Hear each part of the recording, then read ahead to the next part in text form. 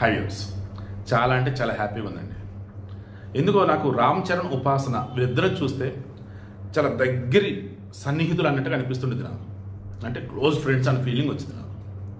ఉపాసన యొక్క self respect, మన రామ్ చరణ్ యొక్క మంచితనం, ఒబీడియన్స్, సోషల్ సర్వీస్ పట్ల వీరు చేసే యాక్టివిటీస్ చాలా బాగుంటాయి. క్లేంకర్ అనే పేరు ఎప్పుడైతే పెట్టారో ముందు పుట్టినటువంటి బుచ్చి తల్లికి 2023లో ఆ పాప చూస్తే నాకెందుకు చిన్ని దేవత అనిపిస్తూ ఉండేది. మీలో కొంతమందికి ఈ వీడియో కూడా నచ్చకపోవచ్చు.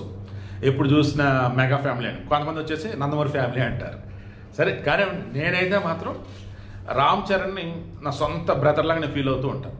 ఉపాసన మేడంని క్లోజ్ ఫ్రెండ్ లాగా నాకు అనిపిస్తూ ఉంటారు. ఆమె చాలా మంచి ఆమెకి ఇప్పుడు మరలా సీమంతం ఏంటంటే రెండోసారి తల్లి కాబోతూ ఉన్నారు. అంటే రెండో బిడ్డకి జన్మనివ్వబోతూ ఉన్నారు. మన దీపావళి రోజు ఆ ఇంట్లో 2 సెలబ్రేషన్స్, ఒకటి దీపావళి పండుగ, 2 ఉపాసనకు సీమంతం. సో రామ్ చరణ్ మరలా తండ్రి కాబోతూ ఉన్నారు. ఎప్పటిలాగే మెగా వారసుడు అని చెప్పేసి అడిగేవాళ్ళు ఉన్నారు. ఈశ్వరేచ్ఛ, మన నాగబాబుకి మనవడు పుట్టున్నాడు కదా, మన లావణ్య త్రిపాఠికి. సో ఇప్పుడు ఉపాసన కొడుకు పుట్టాలని చాలామంది కోరుకుంటూనే ఉన్నారు. ఈశ్వరేచ్ఛ, ఏది రాసి ఉంటే అది. మరలా ఇంకో క్లింకారానా లేక మన మెగాస్టారా?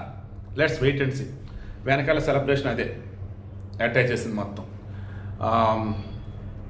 ప్రజెంట్ మన శంకరవర ప్రసాద్ వస్తున్నారు, అది ఉంది కదా, అందులో నయనతార కాబట్టి నయనతార దంపతులు కూడా వచ్చారు. లావణ్య త్రిపాఠి దంపతులు, నాగబాబు ఫ్యామిలీ, ఇంకా Venkateswara family, Nagarjuna family, like వీళ్ళంతా కూడా మన మెగాస్టార్ చిరంజీవి ఇంటికి వచ్చి ఉన్నారు. ఆ వేడుక చాలా చక్కగా జరిగింది. నాకు చాలా సంతోషంగా ఉంది. మనస్ఫూర్తిగా రామ్ చరణ్ అండ్ ఉపాసన వీళ్ళిద్దరూ కూడా మరింత గొప్పగా హ్యాపీగా ఉండే విధంగా అటువంటి బిడ్డ పుట్టాలని కోరుకుంటూ ఉన్నాను.